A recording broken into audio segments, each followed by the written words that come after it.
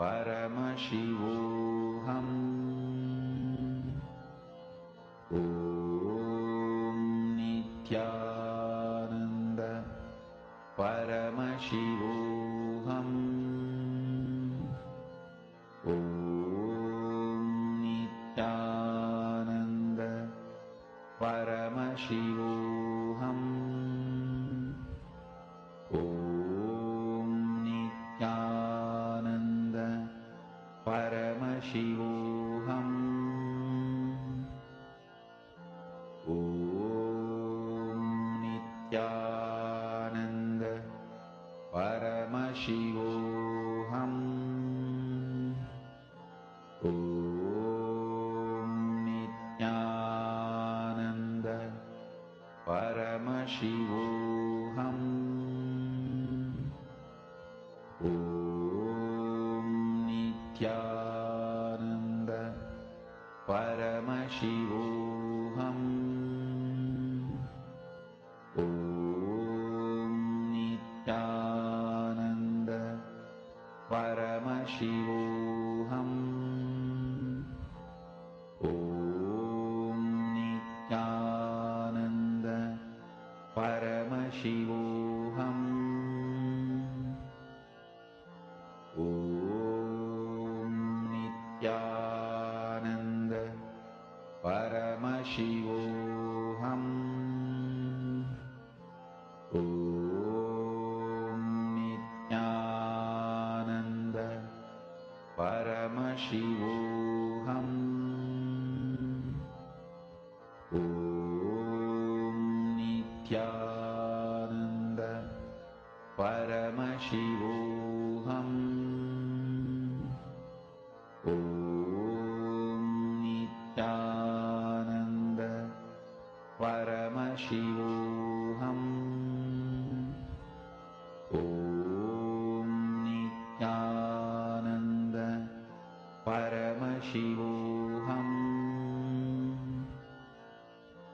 Om Nithyananda Paramashivoham. Om Nithyananda Paramashivoham.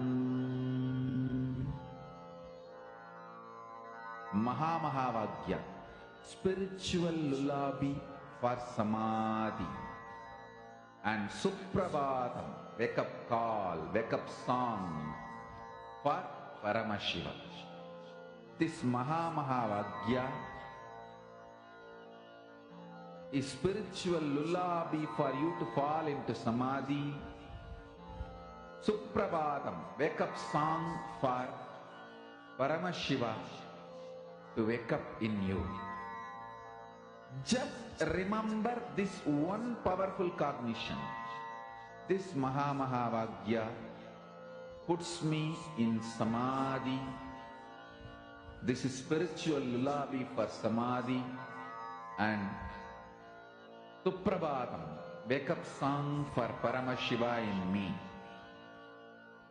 For Paramashiva to manifest.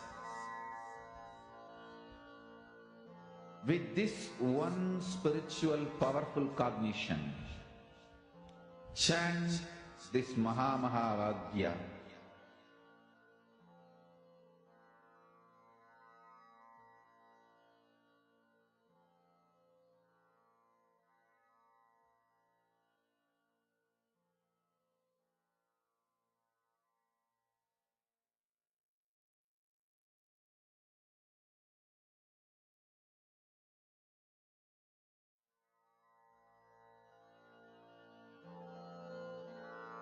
Mahamahāvāgya, spiritual lullaby for samadhi, and Suprabhatam, wake up call, wake up song for Paramashiva. For Paramashiva to manifest. With this one spiritual powerful cognition, chant this Mahamahāvāgya. Om Nithyananda Paramashivoham.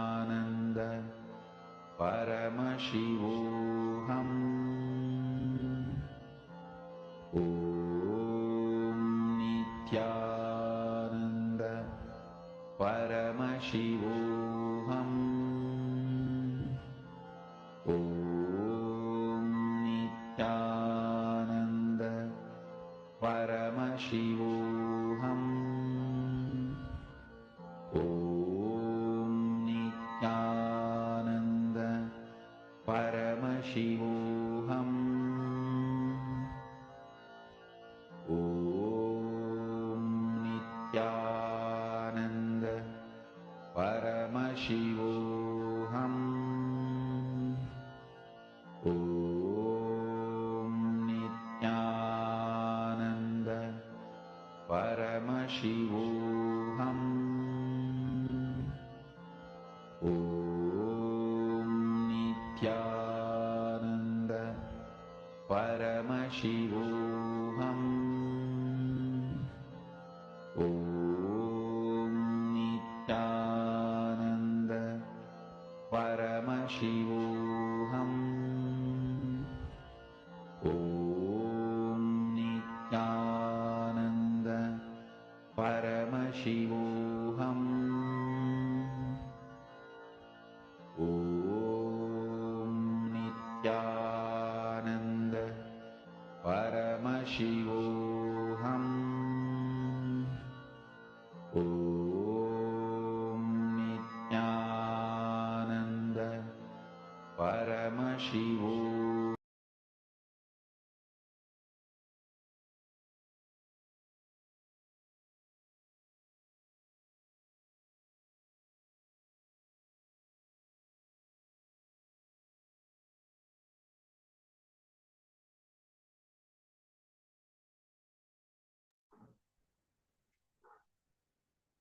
Yes. Nithyanandam to all the participants and all the viewers who's watching us live right now. Nithyanandam to all of you. We come with all of you for a delay in the Nithyananda. We are facing some issues. So, with this, I request all participants now to settle down in your mats with your head, neck, and spine in straight line. Bring the palms again in front of your heart, Namaskara Mudra. Close your eyes. Let's now start with the Sadguru Vandana.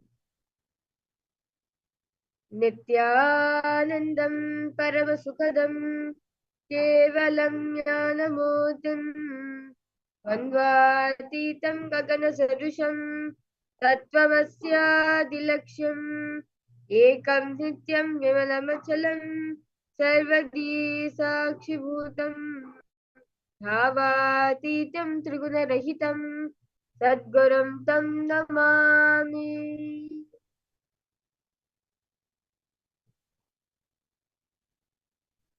The next is the Shiva Mula Mantra, where we'll be chanting Om Ham Hom Shivaya Namaha 11 times internally. Om Ham Hom Shivaya Namaha. Om Ham Hom Shivaya Namaha. Om Ham Hom Shivaya Namaha. Om Ham Hom Shivaya Namaha. Om Ham Hom Shivaya Namaha. Om Ham Hom Shivaya Namaha. Om Ham Hom Shivaya Namaha. Om Ham Hom Shivaya Namaha. Om Ham Hom Shivaya Namaha. Om Ham Hom Shivaya Namaha. The next is the Tattvachamani, the ritualistic cleansing of your whole body.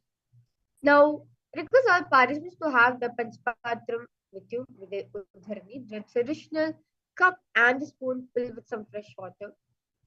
Now, making your right hand into the shape of a cow's ear, the Gokarna Mudra. Pour an Udhani of water with the Panchpatram and chanting the following mantras internally, bring the water to the throat base of the palm. Om Atmatattvam Shodhayami Sudha. Om Vidyatattvam Shodhayami Sudha. Om Shivatattvam Shodhayami Sudha. Wash your right hand. Reward tension to Panchapatram. Now, with the tips of right hand, move the head from right to left of the lips. Chanting the following mantras internally. Om Hamritaya Namaha.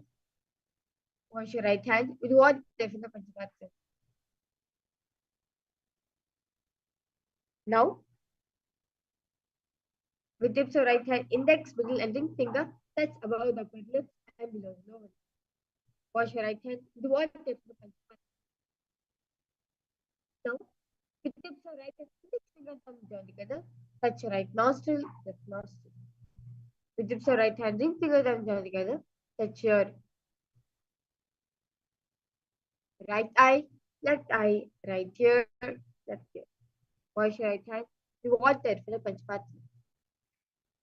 Now, with the base of the right hand thumb and little finger, touch the navel, right chest, left chest.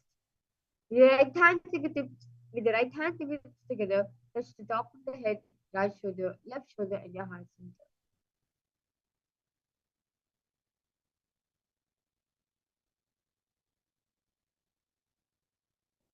The next is the Sankalpa, the conscious resolution. And I request all participants now to cover your left palm with your right hand, which is the Sankalpa Mudra, and place both the hands on the right side. As we're going to have the Sankalpa being chanted right now, visualize you're consciously manifesting your realities through Nithyananda Yoga. Sankalpa. Mamokata samasta Purita Kshayadvara Bhagavat Shri Nithyananda Paramashiva Priyatyartam Shri Nithyanandeshwari Paramashiva Shakti Sameta Shri Nithyanandeshwara Paramashiva Priyatyartam Shubhe Shobhane Muhurte Adya Brahmanaha Tiya Parathe Shri Shvetavaraha Galpe Vaivashnavanantare Ashtavinsritame नित्ययुगे प्रथमे पादे जम्बूद्वीपे भारतवर्षे भरतखण्डे मेरोः दक्षिणे पार्श्वे च खाब्दे अस्मिन् वर्तमाने व्यवहारिके व्यवहारीणां तस्याः संवत्सराणां मध्ये शोभकृत्नाम संवत्सरे उत्तरायणे श्रीलक्ष्मीवेङ्कटेश्वर ऋतौ फाल्गुनमासे कृष्णपक्षे षष्ट्यां शिवतिथौ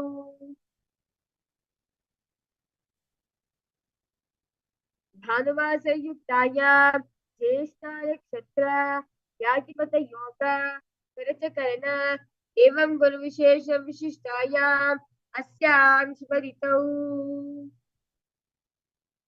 श्री कैलासोन्नतद्वारशान्त श्यामलापीठारूढा श्री मीनाक्षी सुंदरेश्वराबिंद स्वरूप परशिवपुत्र रत्कुमार गुरुवंदितुल्यावतार श्री पार्वती स्तन्यपान लब्ध दिव्य ज्ञान विष्कृत सकल निगमागम सारभूत द्राविड वेद प्रवक्तरे श्रीमत् परमशिव करुणा समधिगत मुक्ता मे चित्र श्रियान गीयमान छत्र चामर श्री चंद काहलादि समस्त बिरदा वल्यनमुक्ता ज्ञान विज्ञान चक्रवर्ती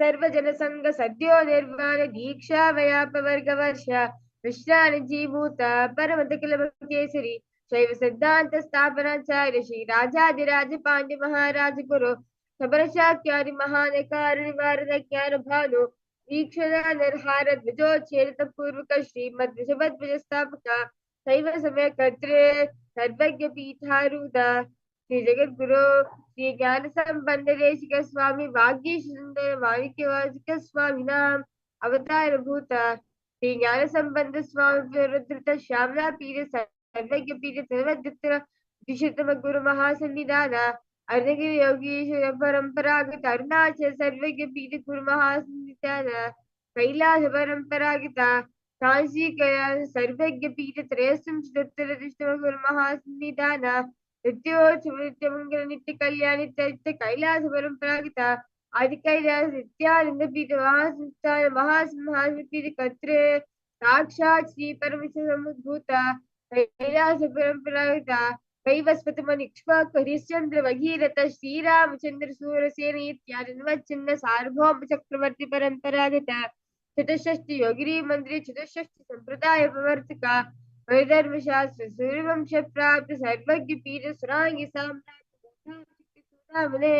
साक्षात् श्री परमेश्वर समुद्भूता अपने महागुरु पुनरुद्धृता महानिर्वाण पीठ अष्टोत्तर सहस्र श्री महामंडलेश्वर साक्षात् श्री परमेश्वर समुद्भूता श्री महागणपति समारंभ भरवच्छिन्न पीठाधीश्वर गुरु परंपरा प्राप्त अट्लपीठ अष्टोत्तर सहस्र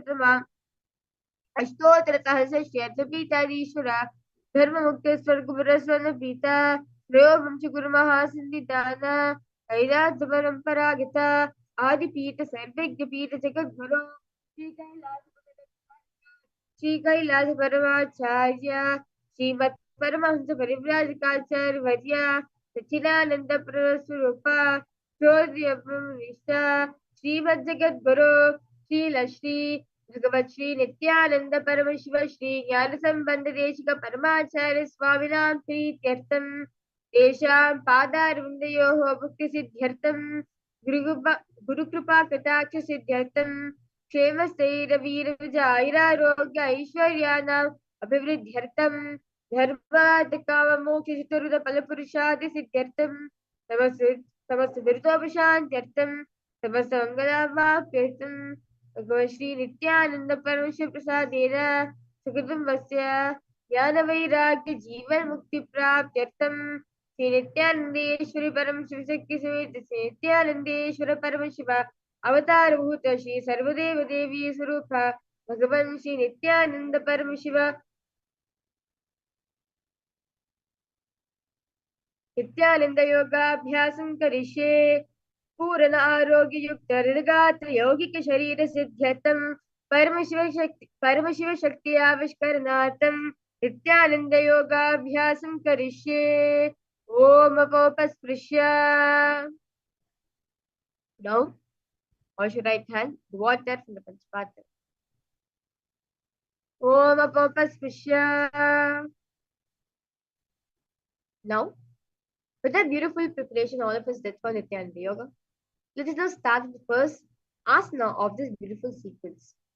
The first asana is Sukhasana, where we'll be sitting in a comfortable cross-legged position.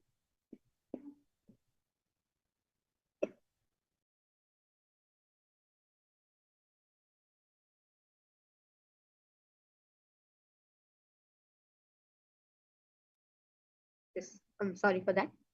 Yes. So now request all participants now to sit in a comfortable cross-legged position with your head, neck, and spine in straight line. Bring the index and thumbs together and place them on top of your respective knees in the Vritta Mudra as you engage the Mahamudra Bandha, where you clench the perineum in, suck the stomach in and up, tucking the chin to the chest. All these three bandhas done together is Mahamudra Bandha. Sukhasana. Tatsukhasanamityuktam ashaktastatsamachare. Next asana is Parvatasana. Now, bring the legs into the Padmasana position. Bring the palms together, raise them above the head in the Anjali Mudra. Keep the elbows straight, engage all three bandhas, visualize Mount Kailash in your inner space. Parvatasana. Adavakshe Mahadeva Parvatasana Mangalam. Now, bring the soles of your feet together in front of you. Hold the left hand by the right and place forehead on the ground by the heels. Now, engage in all three bandhas. Gaze at the nose, visualize Swamiji in your inner space. Alipavasana. Purvam Vidyahu me jano ubhe pakatali sampudithano. The next asana is Nagi Pavasana. Now remain the same position. Stretch the hands out in front of the feet and cup the palms, making a hollow in the Shambhavi Mudra. As you engage the Mahamudra Bandha, visualize the supreme point of Hinduism in your visualize snakes in your inner space. Gaze at the nose. Nagi Pavasana. Purabha vidhi pariyaga nicho hoyi kahuni panasya ulagayi. Now, hold the big toes with the index and the fingers in the Prana Mudra and stretch the legs straight out and upwards and then cross them back into the Padmasana position. Lean forward and down onto your elbows, engage down three bandhas. Visualize a bird in your inner space. KAILASA. Atanyadasanam vakshayena siddho bhavenaraha akasmat vayasancharan kokilakyasanena cha. Now, place one ankle on top of the opposite knee and holding on to the opposite elbows. Now, engage in all three bandhas, the Mahamudra Bandha. Rotate the arms in a circular motion and gaze at close in Nagi Pavasana.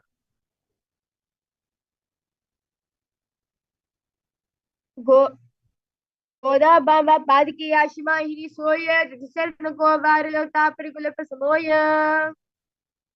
Relax yourself now. Now press the hands onto the ground and lifting the hips up high in the air. Now lower the head then the chest, scooping the body forward and down again and again as you visualize yourself as an elephant in your inner space. Nujjampadagrē bhūmau kritva lambhivūya mastakagrē nidhāya. Now, remaining same position. Stop the movement. Stop the movement. Now start alternate pressing the heel of one foot into the ground and while lifting the other heel up. Repeating this again and again in Rikshasana. एकैकं पादमा कुञ्जा गजासनं कुर्या Rikshāsanam bhavati. Now,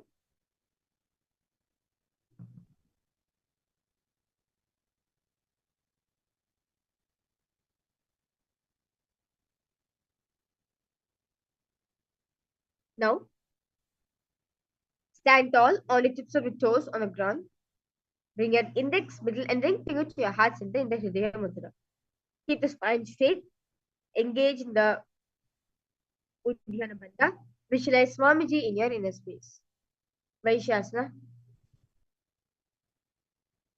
केशेन पादयुगलं भद्वा तिष्ठति धूमकः अथवा ईशावक्षे यकृत्वा सिद्धिमाप्नुते. We will enter into a very beautiful karana of today. The first karana is the Urdhva karana.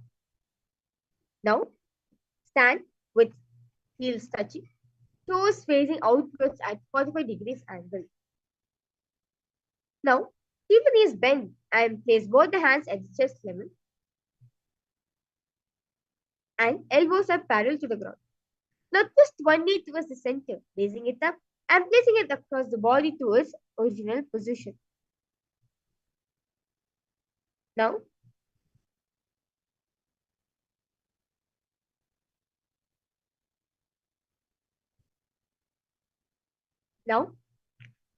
simultaneously, as leg raises now, follow the movement to respective hand, raising it up and placing across the body, repeating this on the other side.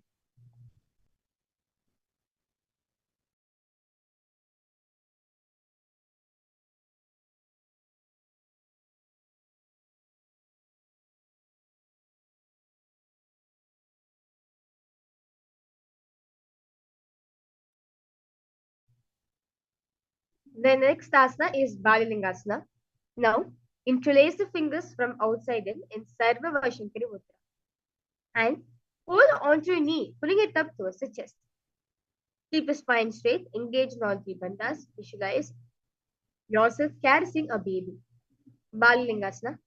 Ekam janursya lingyasatavyam balalingaram bhavati. Now, take the raised foot behind and towards the buttocks, holding with both the hands the Parishi Mudra. Keep the head, neck, and spine in a straight line. Engage the Mahamudra Bandha in Padapidanasana. Sthitva kasmin padatare karabhyam veshtayetanam. Now, with the respective hand, hold onto the sole of the foot from the inside and extend the opposite hand forward with index and thumbs together simultaneously. Kick and pull the foot back and up while leaning forward. Visualize Lord Nataraja in your inner space. Natarajasana. Uttara padam kroncham cha maricim veerabhadrakam. So repeat Balalingasana on the other side. Balalingasana. Ekam janursya lingyastatavyam balalinganam bhavati. Padapidanasana on the other side. Sthitva kasmin padatale karabhyam veshtayetanam tishte samstapyatena padapidanamasanam. Natarajasana on the other side. उत्तानपादं क्रौञ्चं च मरीचिं वीरभद्रकं उत्तराजं त्रिकोणं च सुप्ताङ्गष्टप्रसारिणे. We'll be now entering into the next karana, which is the Adharichita karana. Now, from Aravani, where your heels together, toes pointing outwards and knees bent. Bring the right foot behind the other with toes down and heels up.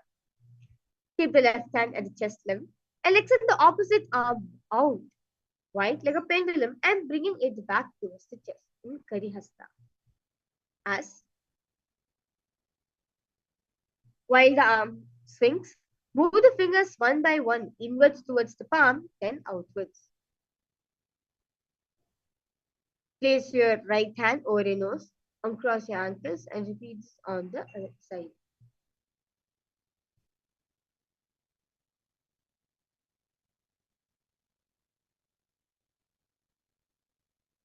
Now, we'll be entering into a very powerful meditation, which is the skeleton dance. Just by doing this beautiful dance, Swamiji says you can literally, your whole body, your whole system, your whole physiology, your muscle memory goes through a complete detoxification process. I now request all participants now to stand tall. Visualize yourself as skeleton. When nothing else is there in your body, nothing else you're made up of other than pure bones. And shake your body as intensely as possible in this karana.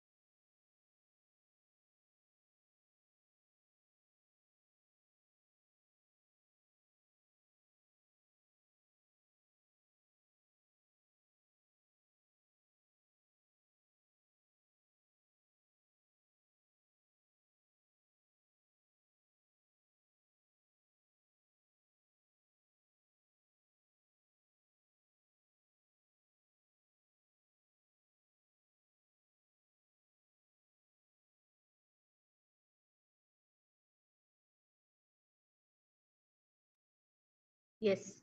Now relax yourself. Inhale and exhale as slowly as possible and as deeply as possible as you walk back and forth in your mat.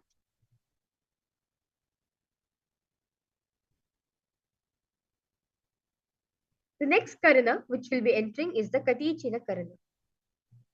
Now, sit in Naramani, the half squatting position.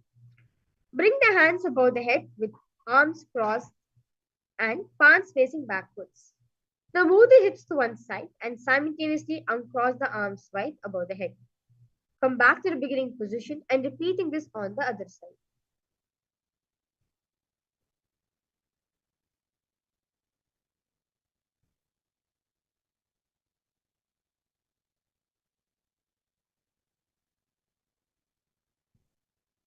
Now, stand tall on the tips of the toes. Raise the hands up above the head beside the ears in the Shambhavi Mudra. Engage in the Mahamudra Bandha. Visualize yourself as a palm tree. Tadasana. Mahamudra Bhadda Kono Tadasana Vibhedakane. Now, from standing position, lean forward and down, bring the hands flat on the ground. As you engage in Mahamudra Bandha, bring the forehead towards the knees. Uttanasana. Mahamudra Bhadda Kono Tadasana Vibhedakane.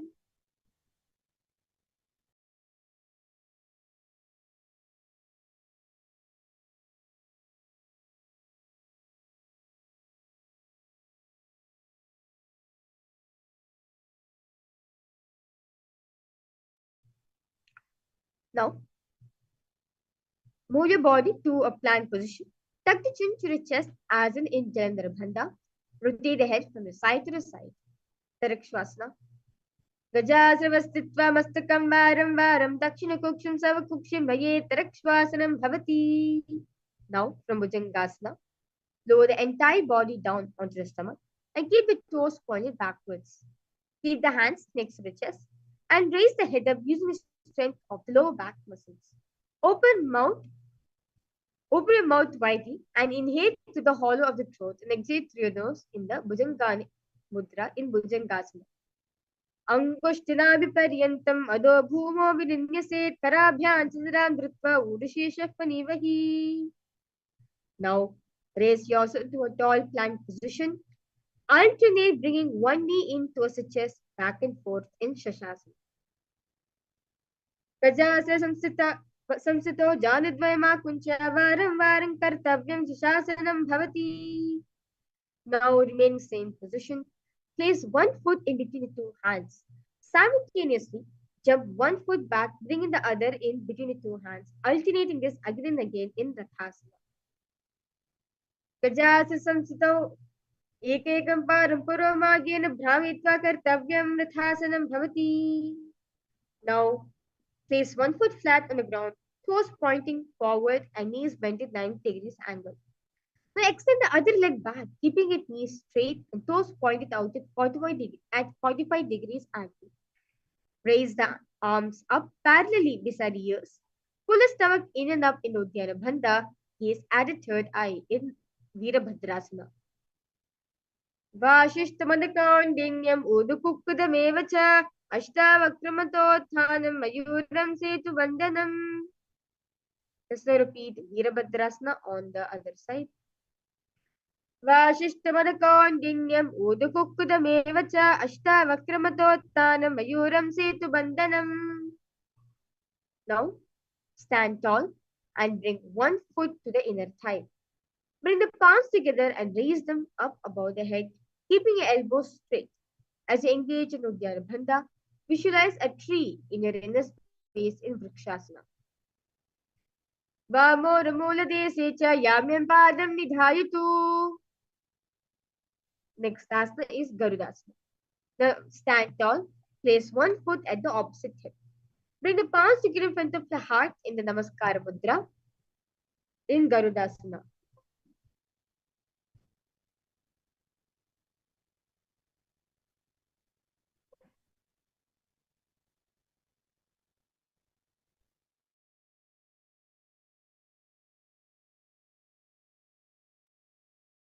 Garudasana.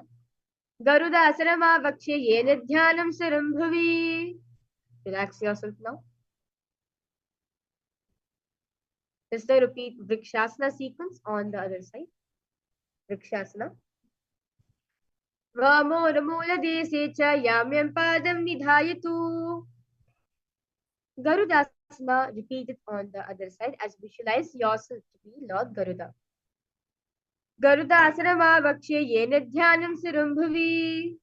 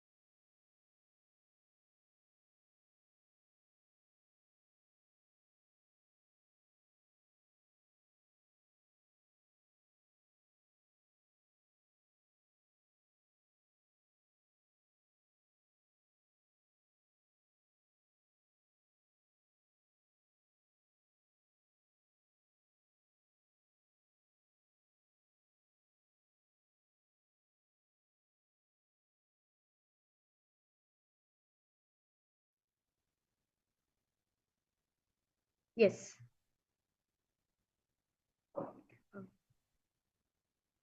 I complete all the participants for the interruption during the Nithyananda Yoga. We'll be resuming back to yoga right now. The next asana is Trikonasana. Now, stand and step one leg far back and keep the front toes pointing forward and back toes facing sideways. Keep the arm straight and bring the front arm down towards the ground beside the foot, while the other arm is extended towards the sky. Visualize a triangle in your inner space in Trikonasana. Up. Uttanapadam crown chamsa marichim veerabhadrakam. Let's now repeat Trikonasana on the other side. Uttanapadam crown chamsa marichim veerabhadrakam. The next asana is we will be entering to new karana, which is the Nikotaka karana. Now, sitting in Narumandi, the half squatting position, bring the hands to the chest level and palms up parallel to each other. Now, lift one foot towards its toes and simultaneously switch between the toes. One goes up, other goes on the ground. Simultaneously as the leg movement is being done, switch the position of the palms. So one goes up, other goes down in the Nikotaka karana. Now, lower on the tips of the toes, placing perineum on back of the hips. Keep the knees together, palms in front of your heart. Namaskar Mudra. Angushtasana. Kabanda asramityahu gorakshasramevacha. Now,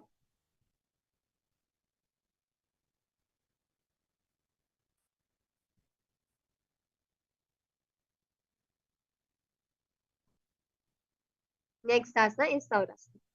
Now, from the tips of the toes, extend one leg straight and heels down and toes up. Keep the fingers down by the ground, by the foot, by the sides, palms facing forward in the Paramudra. Saurasana. Prasarekam padatilam sthapityeka padakam. Now, now remain same position. The respective hand, reach forward and hold on to your big toes with your index and middle finger. Keep the opposite hand on back of the heel in Vijayasana. Gulpasido padavekam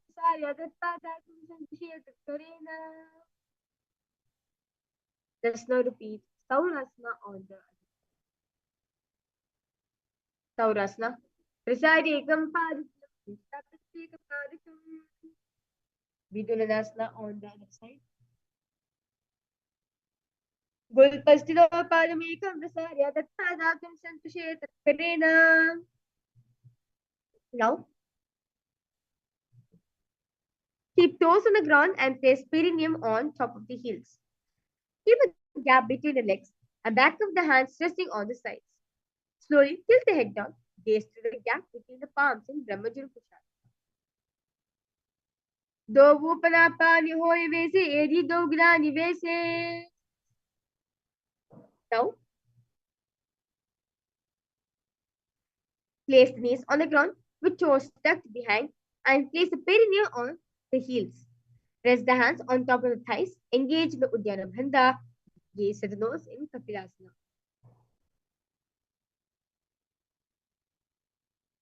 Ubhe pagatali samat hairave tulko mahili kor milave. Now remain same position. Switch the gaze to the third eye in Bhadra Korakasana. Let's now engage in the Mula Bandha where you clench the perineum in. Dovu pagatali sampad kare koravarli bhuparidhari. Now, sit with toes tucked and perineum placed on top of the raised heels. Knees out from the ground. Bring the thumbs and little fingers together, opening up the palms. And raise the arms straight up above the head. Gaze through the hole between the palms in Suryasana. Yedi dogda triyane panapal bhidikapu nidane. Now, sit with toes flat and perineum on the heels. Keep your hands on top of the knees and lift the tongue up at the roof of the mouth to Mandiki Mudra. As you visualize, you're catching nectar of immortality, dripping from your crown center, the Sahasrara with your cross tongue. Mandukasana. Padatala Prishtareshe Angushte Dvech Sansprishet. Now remain same position. Keep the hands on the back, holding the head with the elbows. Uttanukurmasana. Mandukasana Madhyastan Korprabhyam Trishina. Now, cross the ankles, sit on the feet, keep the knees wide open and spread the fingers on top of the knees. Now,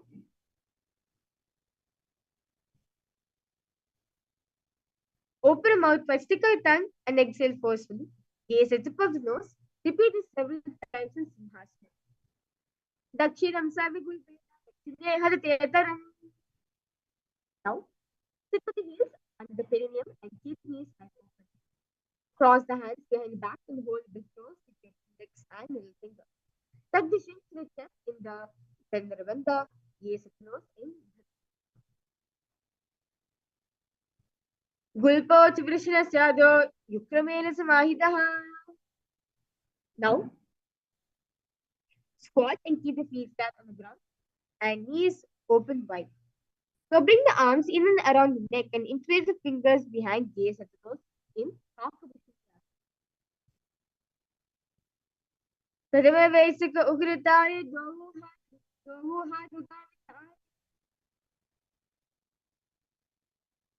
Now,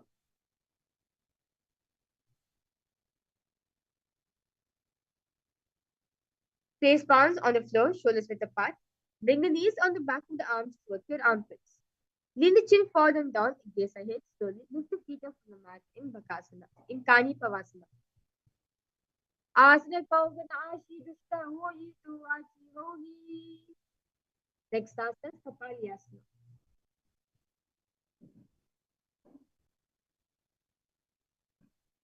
Now, place the hands on the ground, shoulders width apart.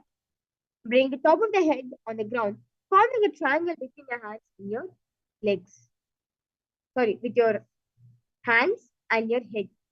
Bring the knees to the onto the elbows. Hips over the shoulders and straighten legs up. Gaze at the nose in Kapaliyasana. Cheese Shisha Dhirti take Bagdo Milva Ushakare. Now, relax your onto the ground. Squat and toes with legs together. Twist the body and place both the hands at one side and align the elbows with the knees and the hip. Now, lean onto the arms and balance extend the legs to the side. Gaze at the nose in phaleṣhu. Mayuram Dandavat Kuryan, Mayuram Dandanamakam. Just now repeat phaleṣhu Mayurasana on the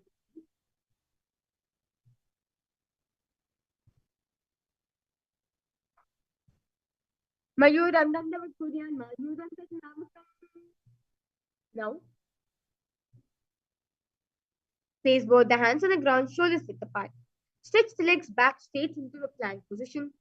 Take one foot outside of the respective shoulder, bringing the foot between the hands. Gaze at the third eye in Varaganath. Asana Kauganathi Jagi. Let's repeat Varaganathasana on the other side. Asana Kauganathi Jagi. Now, in Tarakshivasana position, place the forearms on the ground and walk the feet forward, bring the hips high. Lift the chest and head up, gaze and shoulder in Unmukhapītasana. Bhunyasto Janani Hasto Chatushpara Vamakam Utta Vitange Galam Karisana Dhivika.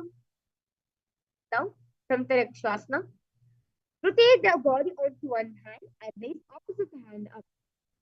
Keep the balancing hand directly beneath your shoulder and gaze the hips. Raise the hips, gaze towards the sky. This is Vishistasana.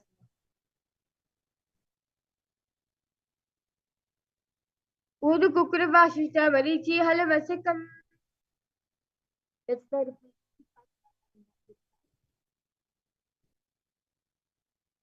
Udu Kukura Vashishta Marichi Halavasekam.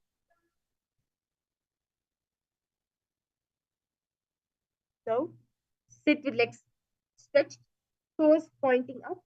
Bring the hands under the buttocks and palms stretching up. Keep the spine straight, elbows to the body. Tuck chin to the chest in the Jandrabandha. Gaze at the nose. Anjani Asana.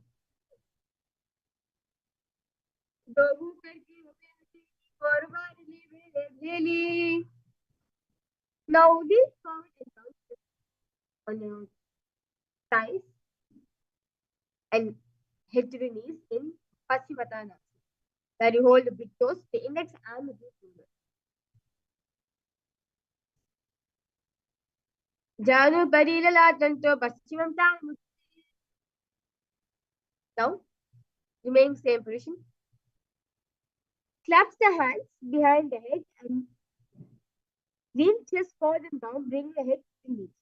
As you engage not with Bantas, himself. Visualize Goddess Kali in that inner space. Ugrasana.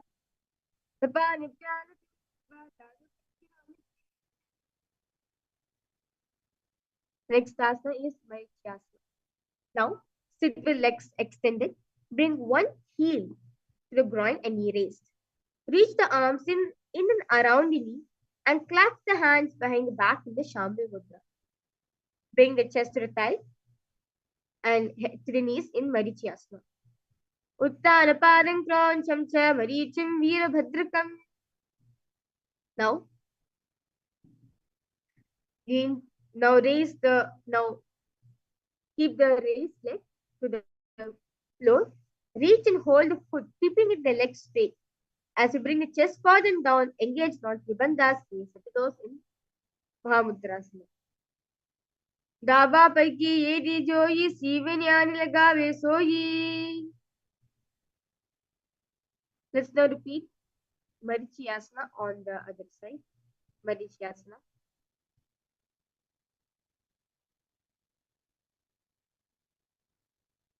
Uttana Padam Kroncham Cha Marichim Veerabhadrakam. Mahamudrasana on the other side.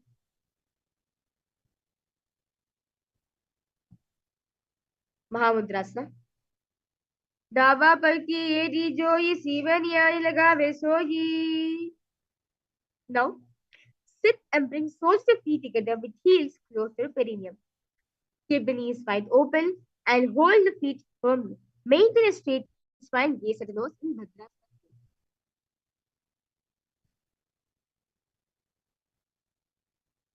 Gul Bhadrasana 2. Gulpo Javashnasya Daha Sivanya Pashokshipet.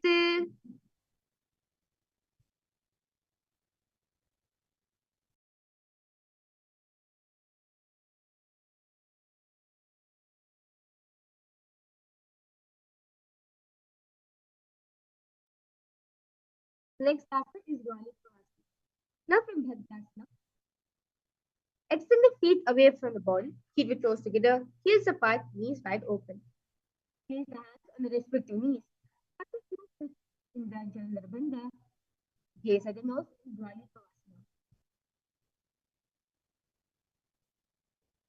Purvachal Purchokta Susui Vahi Video Kiji Sodi. Now, remain same position. Hold the soles of the feet and lean forward and down.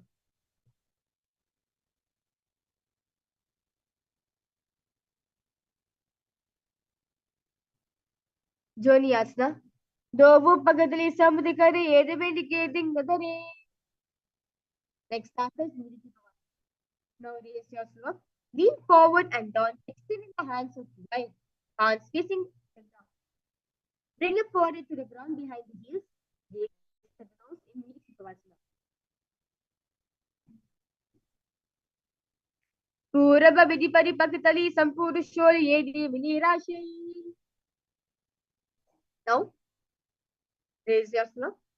Bring the arms below the shin and extend it down, keeping the palms up.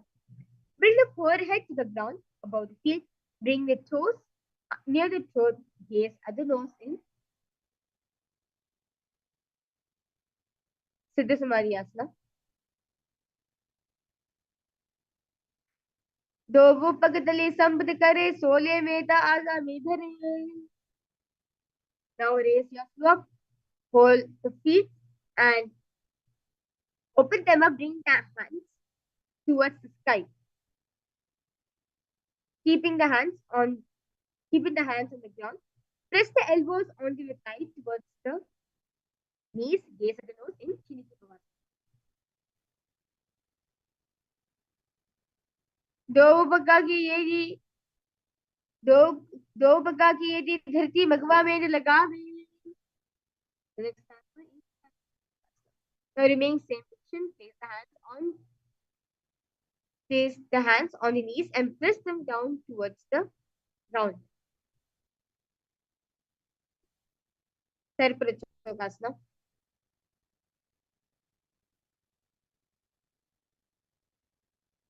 दो पगड़ी समदरे आगा में कर jar पसारे.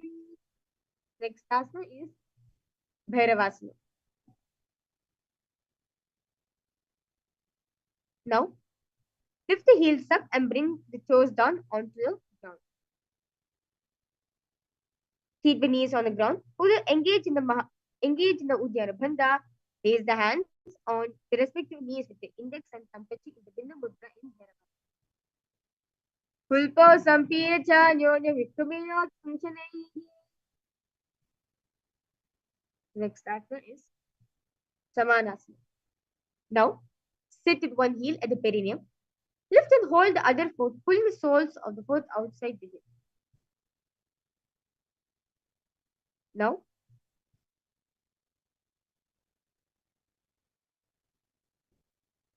the next asana is Samanasana. Sit with one heel at the perineum. Lift and hold the other foot, pulling the soles of the foot onto the chest.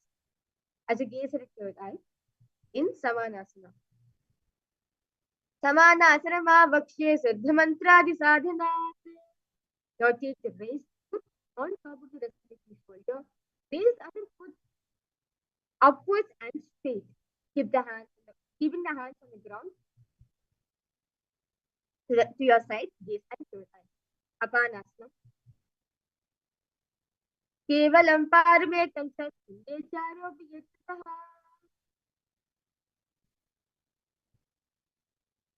Let's repeat Samanasana statement on the other side. Samanasana. Samanasana vakshe siddha mantradi sadhana. Apanasana on the other side.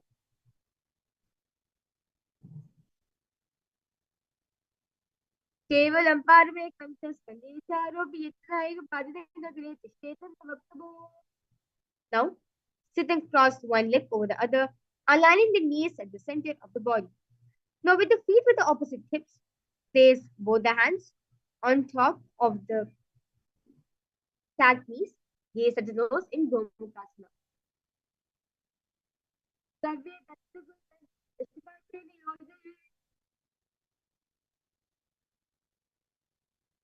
Now, remain the same position. Hold the big toes with your index and the finger as you relax your body, as you relax your shoulders. Engage in the Uddiyana Bandha prior to pull your stomach in up, gaze at the nose. Anushasana 2. Anushasana 1. दक्षिण को दो नीचे उतारने वामता के ऊपर आने. Now,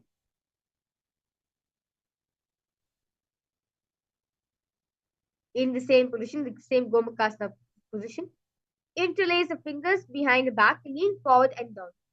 Bring the chin over the knees and touch the nose to the ground. Gaze at the nose in Suryasana 2.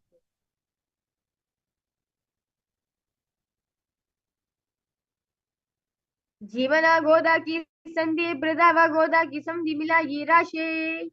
Next asana is Garudasana. Now, sit on the ground with one heel pressed against the perineum and keep the opposite foot on the ground in front of the other. Garudasana 2. Dava Bhagmodi Yeji Mahilam. Now, interlace the fingers behind the neck, twist outside of the raised knee, gaze at the third eye in Natra.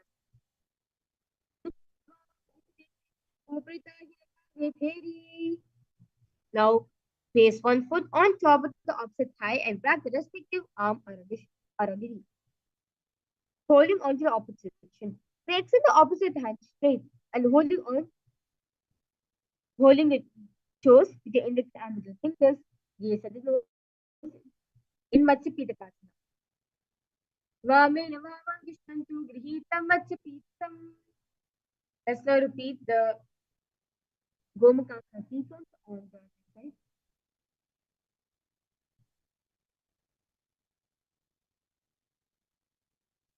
Gomukhasana. Savya Dakshina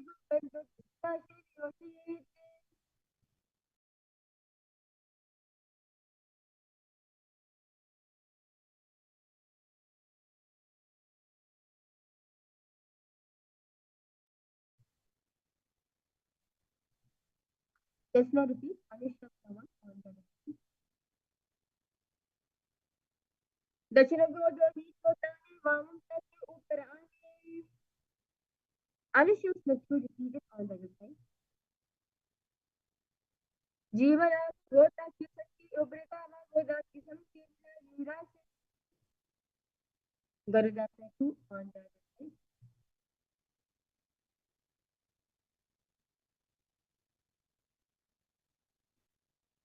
Daba Bhagwali Yeti Mahina Nadarasa. Pishtijava Padakali Bhubitani Nagari. Matsyapitakasana on the other side. Vamena Vamangishtantu Grihitam Matsyapitam. Yes. Now, place one foot on top of the opposite thigh and place the opposite foot on the ground by the far side of the opposite thigh. Twist and bring the elbows outside of the raised knee. Keep the raised arms by the neck. Turn the head back, gaze at the third eye. Matsyendrasana 1. Udaram paschimabhasam kritva tishtati yatadaha. Now, remain in the same position. Put the opposite hand down to the foot. Bring the opposite hand at the rest area. Turn the head back, gaze at the third eye. Kubasana. Asana combination follows by. Now, place keeping the opposite hand on the ground. Turn the head back, gaze at the third eye in Matsyendrasana 2. Ajeyatva Matsyendrapikam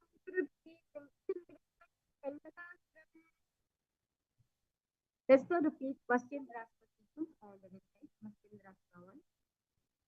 Udara Bhasam Kritva Tishtati Yatadaha. Kubasana on the other side. Asana combination follows by.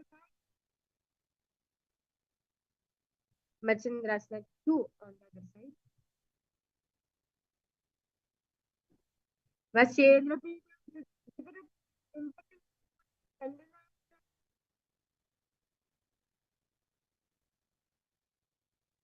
Now, sit and place feet on top of the opposite thighs. Place palms to the respective knees. Engage in all three bandhas.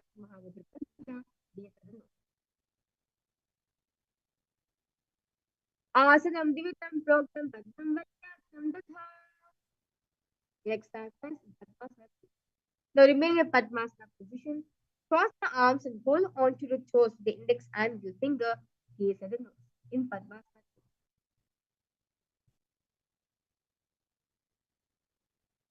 Uttanocana krutva urusam stopriyataha. The next asana is Kukutasana. Now, place your feet flat on top of the opposite thigh and place the palm between the two thighs and swing the body in this asana. Padmasanam Sisanstapya Nano.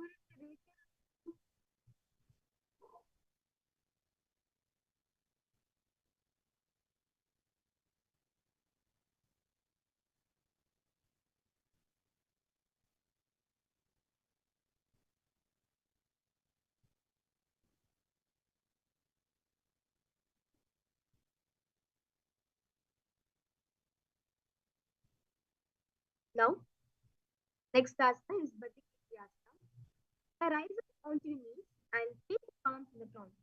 Fingers pointing towards the pyramid. Keeping the elbows together, then lean forward. Find a back, extend knees off from the mat in Bhatikrityasana.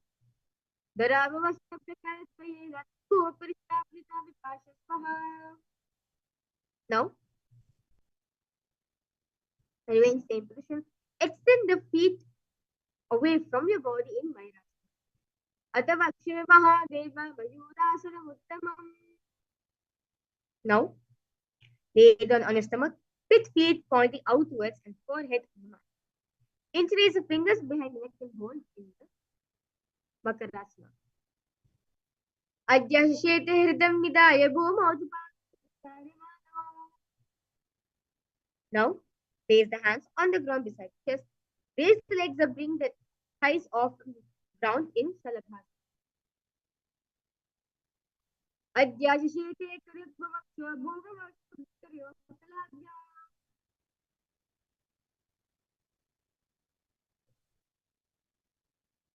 Now, lay down on your stomach, bring the hands to the feet, pull the feet down towards the ground, outside of the hips in Uttanasana. Adyashete padikbhamashtam pistinidaya vridam karadhyam.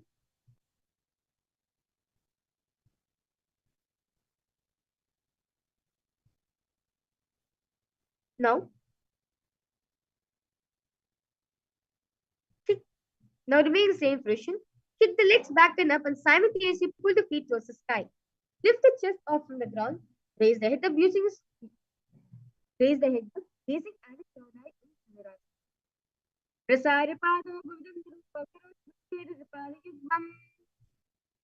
Now, sit on both the knees with the head, neck, and spine straight. And raise the palms down on top of the knees. Gaze at the third eye in Bhadrasana. उलटा मोरी पाव दो वैसे भरो जिद करे एक वैसे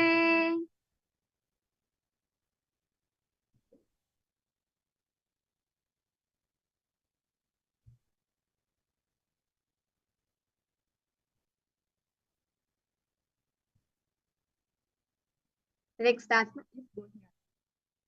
Now, from knees, place forearms on the ground, interlock elbows, shoulders at the back. Now, place top of knees on the ground, falling back with the head.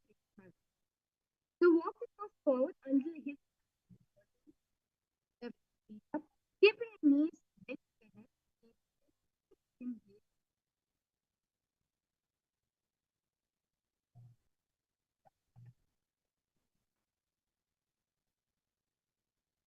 दो हाथा की कोई जो ही पुनः कलाई. Now, remain the same position. Extend the feet of straight to the sky in circle. Viparitam mandalam chadyavihitam. Now, next asana is Bodhyasana. Relax yourself.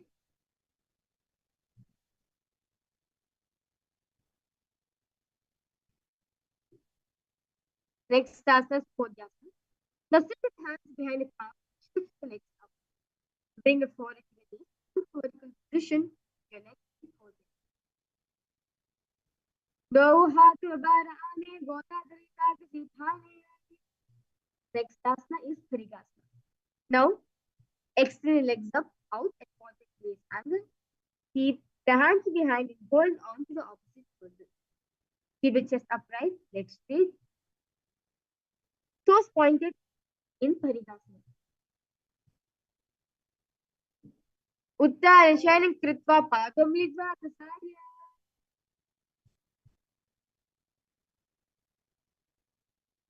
The next starts.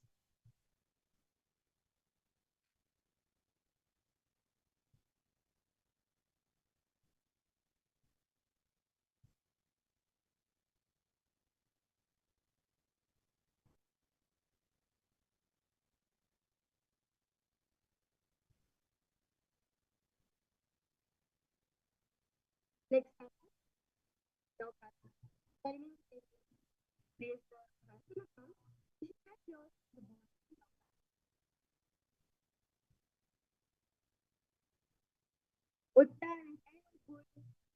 उत्तानि शैलं पूत्राभ्यां भूमिमस्तभ्य लिप्तं निधाय. Now, and lift the feet. Move the hands to the heels. And put the feet towards the chest. Keep the spine straight. Gaze nose in the back. Padatali Sampai Hatastavago Sagasam Parlitani Tanave. Now, lay down on your back with feet touch on the ground. Place the palms down and fingers stepping back to you. Lift the feet. Lift the hips up high, pressing the feet into the ground. Chin tucks to the chest in the Jandrabandha, gaze adore. Unnukapita Satu. Udvirjani Trutva. Now, lay down on your back with hands facing upward. Come with the ankle from all sides. Is the body remain? Visualize the supreme point of the fingers is the breathing and tightening. Shivasana. Adha Shavasanam. Uttanam Shavavat Bhumau Shenam Shavasanam. Shavasanam Shanti Haram Siddha-vishānti-kārakam.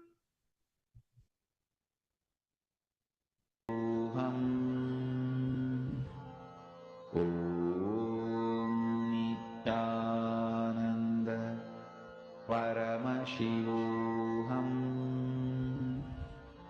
Om Nithyananda Paramashivoham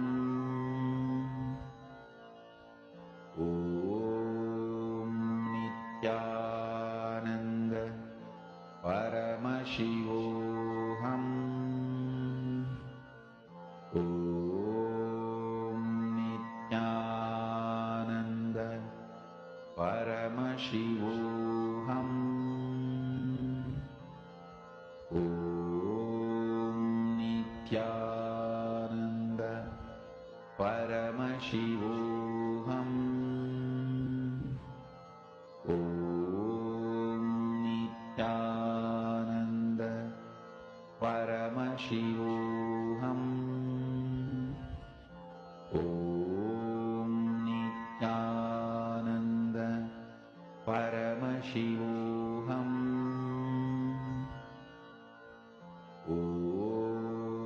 Om Nithyananda Paramashivoham Om Nithyananda Paramashivoham Om Nithyananda Paramashivoham Om Nithyananda Paramashivoham Om Nithyananda Paramashivoham Om Nithyananda Paramashivoham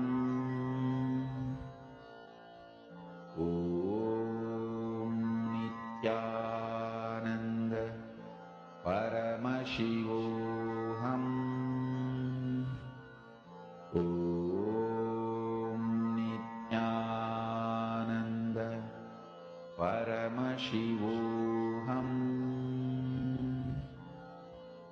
Om Nithyananda Paramashivoham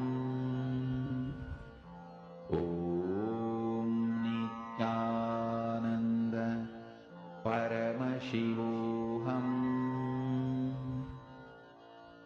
Om Nithyananda Paramashivoham